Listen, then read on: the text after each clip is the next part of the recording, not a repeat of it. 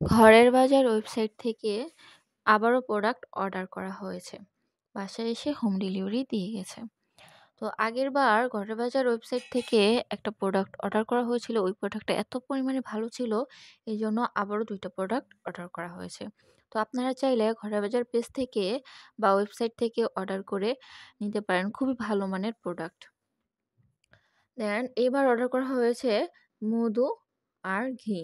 তো আজকে আমি আপনাদের দেখাবো মধু আর ঘি প্রাইস মূল্য কত, আর খুবই কম রিজনেবল প্রাইসে আপনারা কিনতে পারবেন।